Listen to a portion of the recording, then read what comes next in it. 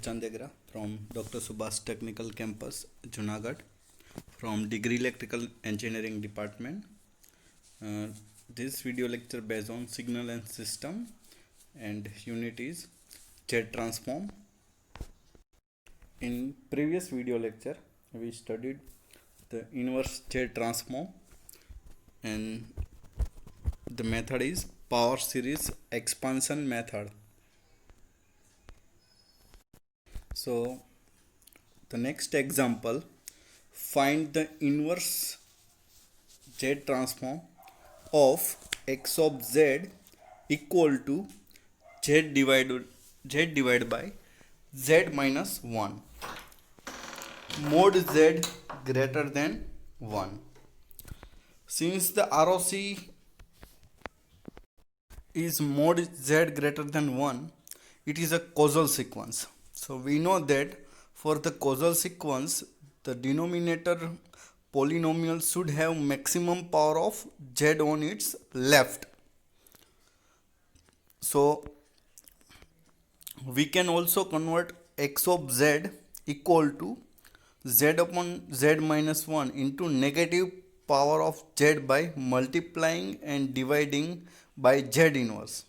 So each and every term we divide by z. So it become x of z equal to 1 upon 1 minus z inverse. Now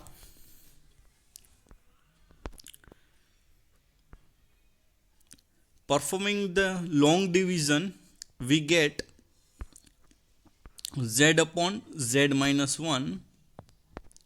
So here we first put z divided by z minus 1. So simply the left side equation must be divided by must become z. So simply for first term of this equation, for making z, so it must be multiplied with the 1. So our first term is 1. So 1 multiply with the z minus 1, so it becomes z minus 1. Now we subtract from the z, so z minus 1 sign will be changed. So z minus z equal to 0 and minus 1 become, after subtracting it become 1. So equation become 1. So now we get 1. For making z minus 1, in that the first term z, we have to make it 1. So z divided by z, it will make 1. So next term will be z inverse. So if we multiply z inverse with this equation, so it becomes z multiplied by z inverse means 1 minus 1 multiply with the z inverse, it become minus z inverse. So we get z minus 1 multiply with the z inverse, then we get 1 minus z inverse. Now we subtract it from the 1. So 1 minus, so we'll change the sign for subtracting. So 1 minus 1, it becomes 0 and minus z inverse become plus z inverse. Now we have plus z inverse, and for making z inverse from this equation z minus 1, so we have to multiply z with z raised to minus 2. So z multiply with the z raised to minus 2, it becomes z inverse. So next term is z raised to minus 2. So here the next term is z raised to minus 2. Now z raised to minus 2 multiply with the z minus 1. So it become z inverse minus z raised to minus 2. Now it will be subtract from z minus 1.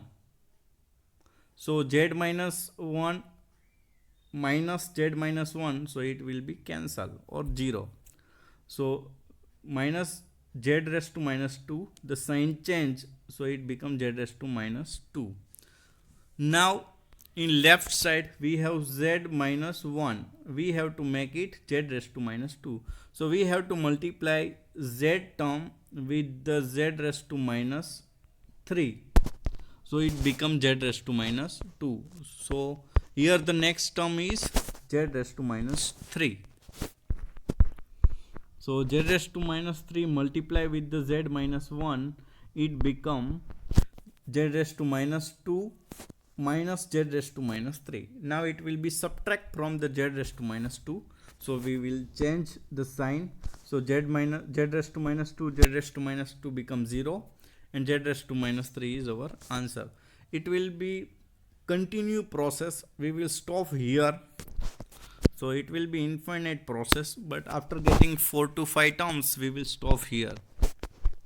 So now we get the x of z equal to 1 plus z inverse plus z raised to minus 2 plus z raised to minus 3 and so on. So now the z transform of the causal sequence is given by x of z equal to summation n equal to 0 to up to infinity x of n z raised to minus n. So we will expand this equation by putting n equal to 0 to up to infinity. So x of z equal to x of 0 z raised to 0, x of 1 z raised to minus 1, x of 2 z raised to minus 2, x of 3 z raised to minus 3, up to so on. So now comparison with equation 1 and equation 2. So we can see that x of 0 equal to 1, x of 1 equal to 1, x of 2 equal to, all the terms will be 1. So now x of n equal to x of 0, x of 1, x of 2, x of 3, and all the values equal to 1. So x of n equal to u of n. So z inverse of z divided by z minus 1 become u of n. So this is the method we are using for finding z inverse. For finding z inverse, the next method is PFE method, partial fraction expansion method. This is possible for the z transform which are rational in nature. That means they are expressed as the ratio of two polynomials. So that means x of z equal to n of z divided by d of z. It means numerator polynomial divided by denominator polynomial. In this equation, b0, b1, b2 all are coefficient of numerator with the multiply with the z raised to minus term, and a0 to up to n is the coefficient of denominator. M equal to degree of numerator and n equal to degree of denominator. Step to follow in partial fraction expansion: check whether the given function is in proper form or not. The function is said to be in the proper form when following conditions are satisfied. The coefficient a0 in equation should be equal to 1. If a0 not equal to 1, then the polynomial are adjusted accordingly. In equation, a of an not equal to 1 and the degree of numerator should be less than the degree of denominator. If this condition is not satisfied, then the long division is carried out to make m less than n. The first step is to obtain the function in the proper form. Multiply the numerator and denominator by z raised to n. That means convert the function in term of positive power of z. Obtain x of z divided by z. Factorize the denominator and obtain the roots. Then the denominator will be in the form z minus p1, z minus p2 up to the z minus pn. Here p1, p2, pn are called as a poles. Write down the equation in partial fraction expression form as follow. X of z divided by z equal to a1 divided by z minus p1 plus a2 divided by z minus p2, so on a of n divided by z minus pn. Here a1, a2 and up to n are coefficient. The coefficient ak is calculated as the ak equal to z minus pk multiply with the x of z divided by z and the z equal to pk. So this equation indicate the calculation of z minus pk multiply with the x of z divided by z is performed by putting z equal to p suffix k. By calculating the value a1, a2, an, transfer z to the right hand side of equation. Now we standard z transform pair to obtain inverse z transform. Like a raised to n u of n, z transform is z divided by z minus a. For anti-causal, minus a raised to n u of minus n minus 1, z transform is z upon z minus a, but ROC is mod z less than mod a. So the depending on given ROC and by using equation previous two, the sequence x of n is obtained as follow. So x of n equal to inverse z transform of z divided by z minus pk equal to p suffix k raised to n u of n if ROC is mod z greater than mod p suffix k. That means causal sequence. And x of n inverse z transform z of z minus p suffix k equal to minus p suffix k raised to n u of minus n minus 1 if ROC mod z less than mod p suffix k. That means anti-causal sequence.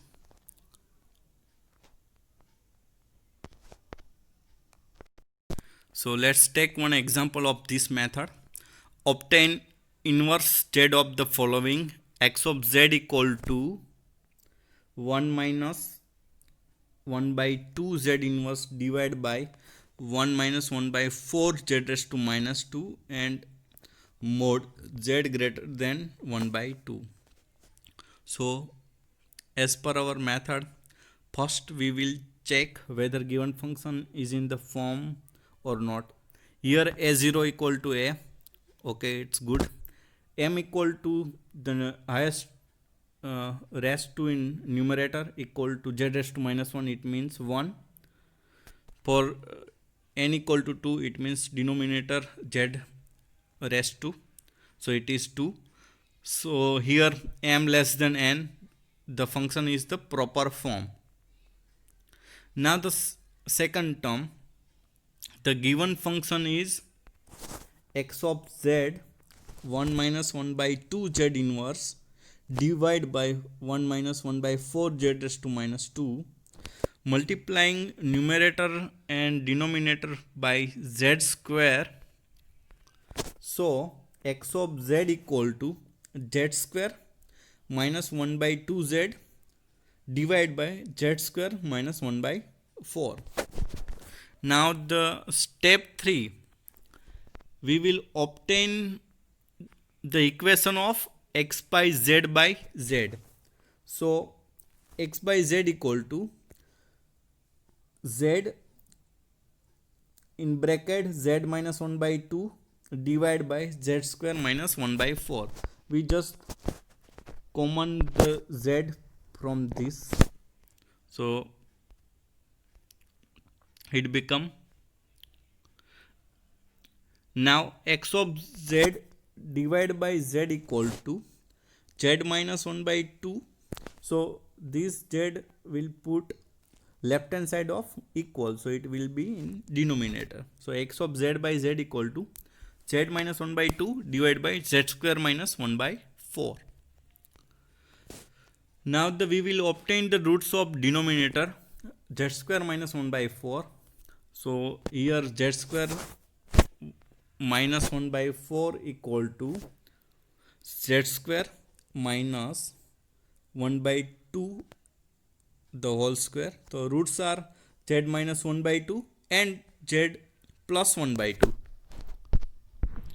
So the pole equal to z minus 1 by 2 equal to z minus p1. So p1 equal to 1 by 2. Z plus 1 by 2 equal to z minus p2. So p2 equal to minus 1 by 2.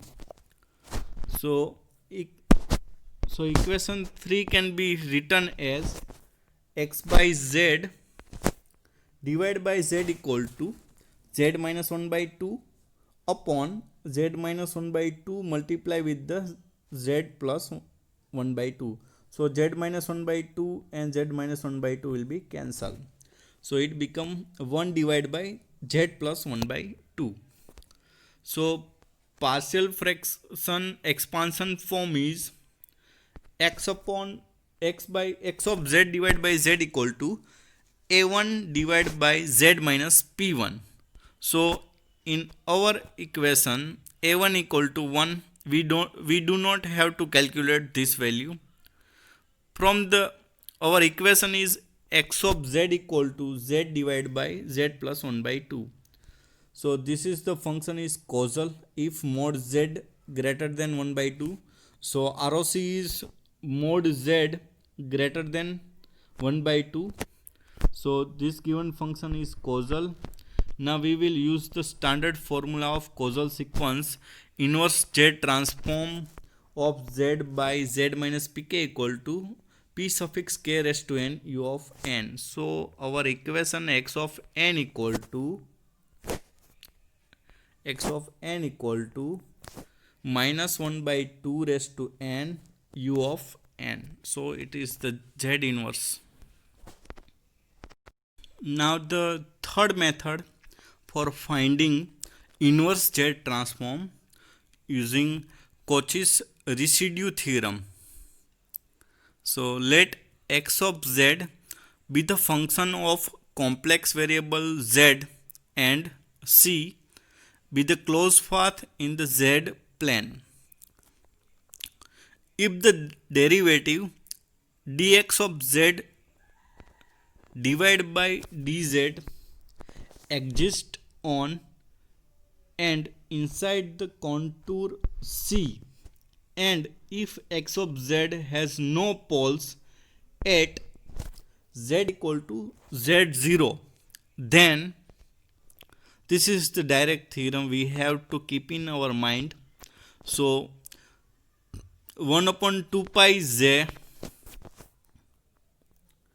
contour integration x of z divided by z minus z0 dz equal to directly x of z0 if z0 is inside contour C. Otherwise it will be 0 if z0 is outside contour C. Now if the k plus 1 order derivative of x of z exists and if x of z has no poles at z equal to z0, then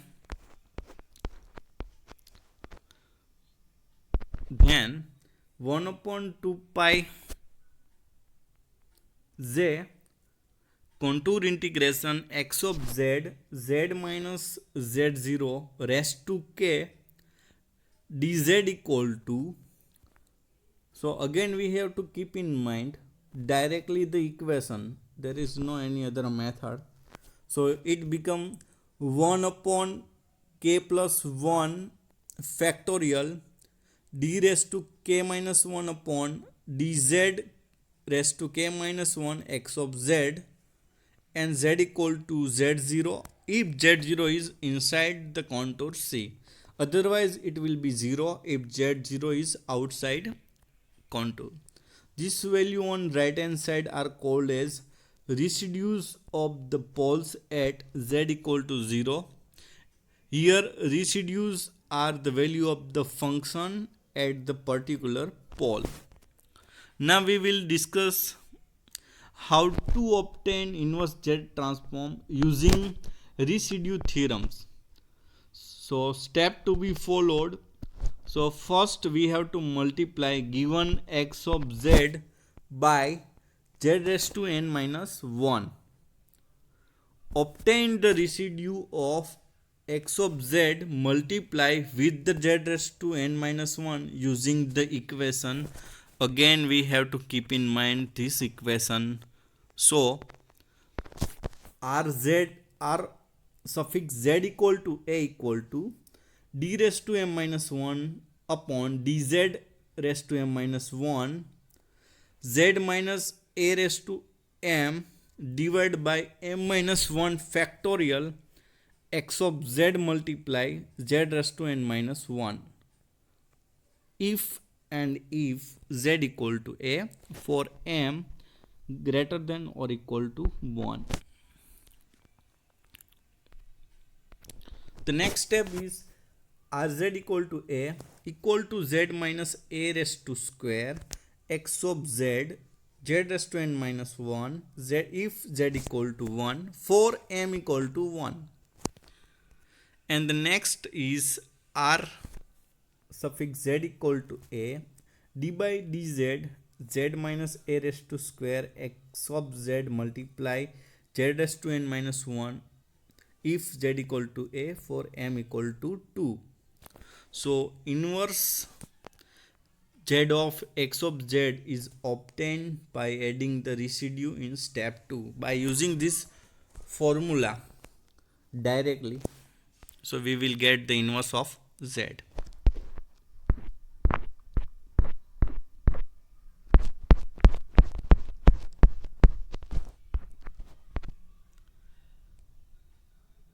Let's take one example for our better understanding.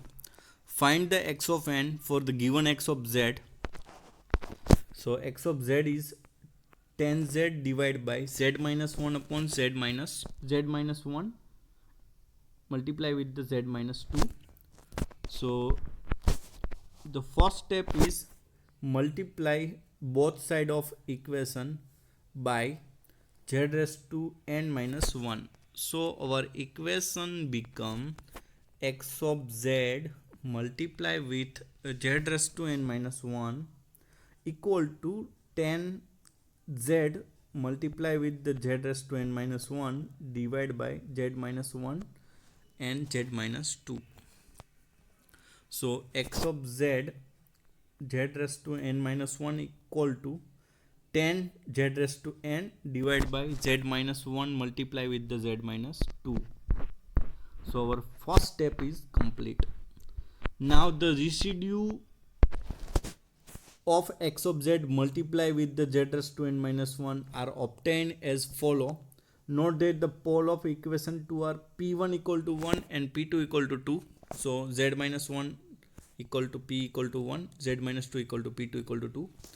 So this residues at z equal to 1 and z equal to 2. So first we find z equal to 1. So r z equal to 1 equal to z minus 1 by using the equation in previous we studied in the theory. 10 z raised to n z minus 1 z minus 2. So z minus 1 z minus 1 cancel. So it become 10 z raised to n divided by z minus 2 for z equal to 1. After putting z equal to 1 it become 10 multiply 1 raised to n upon 1 minus 2. So r z of 1 equal to minus 10 1 raised to n. For z equal to 2, r z equal to z minus 2 10 raised to 10 multiplied by z raised to n divided by z minus 1 and z minus 2. So z minus 2 cancel. So it become rz equal to 2 equal to 10 z raised to n divided by z minus 1 and the z equal to 2. So we will put z equal to 2 in this equation. So it become 10 multiplied by 2 raised to n divided by 2 minus 1. So it is 10 multiply with the 2 raised to n. So final step, x of n equal to minus 10 1 raised to n plus 10 2 raised to n for n greater than or equal to 0. Now the next topic is system function from Z transform and pole zero plot. So we switch to pole zero plot. So we have discussed the Z transform can be expressed as the ratio of two polynomial. It is called as rational Z transform. So x of z equal to n of z divided by d of z. So in that equation, the pole are the value of z for which x of z equal to infinity. So it is denominator term. So zeros are the values of z for which x of z equal to 0. So it is called pole and 0. Now the next topic is system transfer function. The linear convolution of two sequences x of n and h of n can be expressed as y of n equal to x of n convolution h of n. So in Z transform, convolution become the multiplication. So it is y of z equal to x of z multiply with the h of z. So h of z equal to y of z divided by x of z. So here h of z is known as system transfer function. Note that the h of z is the z transform of h of n, where h of n is an impulse response of the system, which we studied in unit number 2 in LTI system. Thus the system is characterized by h of z in the z domain.